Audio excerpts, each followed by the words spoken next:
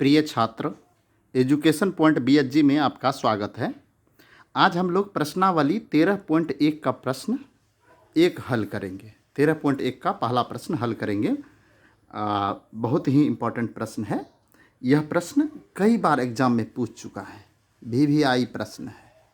ठीक, सबसे पहले इस प्रश्न को आप यदि हल करेंगे तो इससे पहले आपको प्रश्न को 2-4 बार पढ़ लेंगे। सबसे पहले देखिए, हम प्रश्न पढ़ लेते हैं। दो घनों मतलब क्या हुआ? दो घन है। घन किसको कहते हैं? आप समझिए, जैसे लूडो का पासा होता है ना, लूडो हम लोग खेलते हैं, जिस पासा से खेलते हैं। घन किसको कहते हैं? समझ गए आप? और उसमें 6 फलक होते, 6 सतह होते हैं। लूडो में कितने सतह होते हैं? 6 सतह होते हैं। तो दो घनों, जिनमें से प्रत्येक का आयतन 64 सेंटीमीटर क्यूब है, मतलब दो घन है। अब यहाँ पर समझाना थोड़ा चित्र बना देंगे तो फिर सटाना पड़ेगा, इसलिए जो है यहाँ पर बनाना मुश्किल है। हम ऐसे ही बना देते हैं, आप समझ लीजिए यह घन है। उदाहरण में आपको हम बता दिए हैं, लूडो का जो पासा होता है वो घन के जैसा होता है। इसका भी है 64 सेंटीमीटर क्यूब और इसका भी है 64 सेंटीमीटर क्यूब। दोनों का आयतन दिया हुआ है।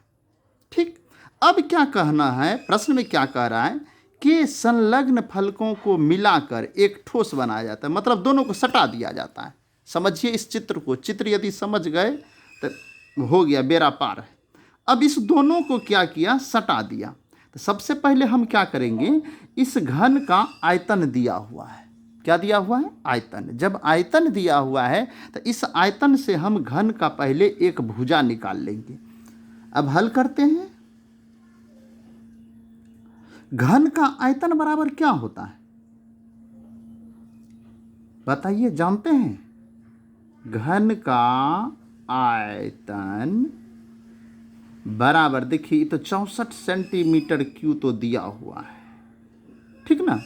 इस घन के आयतन से घन का एक भुजा निकाल लेंगे। घन के आयतन से क्या करेंगे? घन का एक भुजा निकालेंगे। तो घन का आयतन बराबर सूत्र होता है भुजा क्यू, यानी ए क्यू बराबर हो गया 64। क्लियर? अब क्या करेंगे, यहां जो पावर 3 है, हम पावर 3 को यदि हम हटाएंगे तो दूसरे साइड हो जाएगा क्यूब रूट।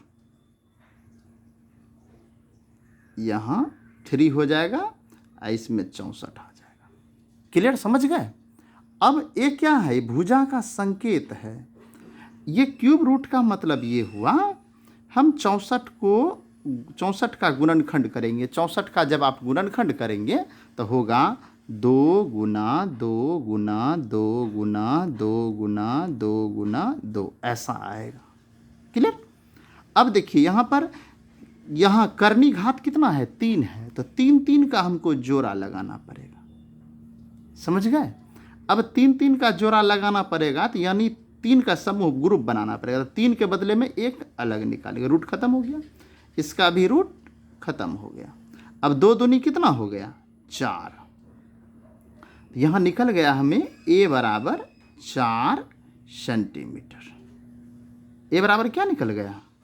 4 सेंटीमीटर। यानी हमें घन का एक भुजा मिल चुका है।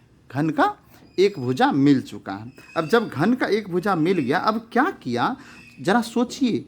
दोनों घन को यदि सटा देते हैं, दोनों घन को सटा देंगे तो होगा क्या? घन का लंबाई बढ़ जाएगा, लेकिन चौड़ाई वही रहेगा और ऊंचाई भी वही रहेगा। देखिए इसका 4 निकला तो एक भुजा हो गया 4, इसका भी एक भुजा हो गया 4। तो यहाँ पर यदि इसका भी 4 है, इसका 4 है, तो 4 + 4 इसका यह बन गया घनाभ। और घनाभ बन गया तो यहाँ से यहाँ तक की लंबाई हो गया। समझिए इस चीज़ को, ये लंबाई हो गया और चौड़ाई 4 ही रह गया और ऊंचाई 4 ही रह गया। क्लियर? अब देखिए इसको हम हल कर लेते हैं। अब इसका हमें करना क्या है? यहाँ प्रश्न में लिखा हुआ है, इससे प्राप्त घनाभ का पृष्ठीय क्षेत्रफल ज्ञात करें। घनाभ, ये जो घनाभ बन गया, इसका पृष्ठीय क्षेत्रफल निकालना। तो यहाँ लिखना पड़ेगा पुनः दोनों घनों को, दो घनों को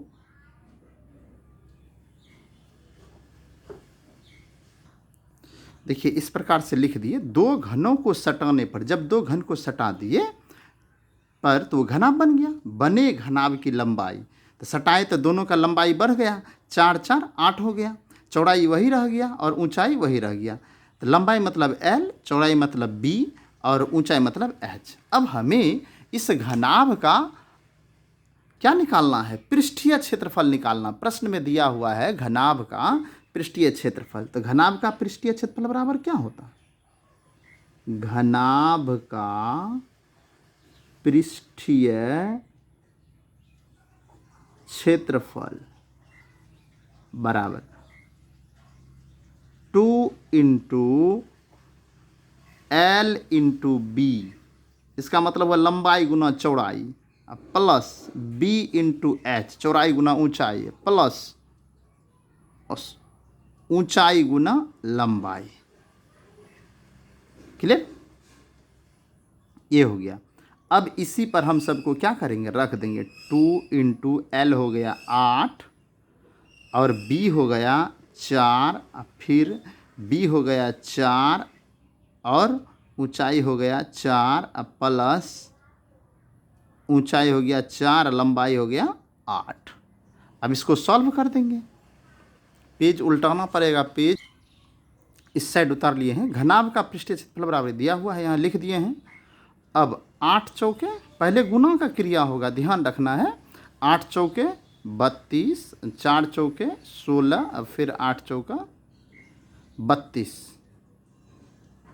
ओह गलत हो गया, 32। अब सबको जोड़ देते हैं तो कितना हो जाएगा? 2 6 2 8, 2 10, 10 का 0, बचा 1, हासिल 1 हो गया। 3 1 4, 1 5, 3 8, 80, 80 गुना 2 160, 160 सेंटीमीटर स्क्वायर। क्षेत्रफल है तो स्क्वायर लगाएंगे मात्रक में, ध्यान रखना है। इतना निकल गया आंसर, यही राइट आंसर हो गया। इस प्रकार से आप इसे 1-2 बार बना लीजिए। हमें उम्मीद है आपको वीडियो अच्छा लगा होगा। आप यदि हमारे चैनल पर नए हैं तो हमारे चैनल को सब्सक्राइब कर लीजिए, वीडियो को लाइक कर दीजिए और हमारे वीडियो को शेयर भी कर सकते हैं। हमारा वीडियो कैसा लगा आप हमें कमेंट कर जरूर बताएं। वीडियो देखने के लिए धन्यवाद।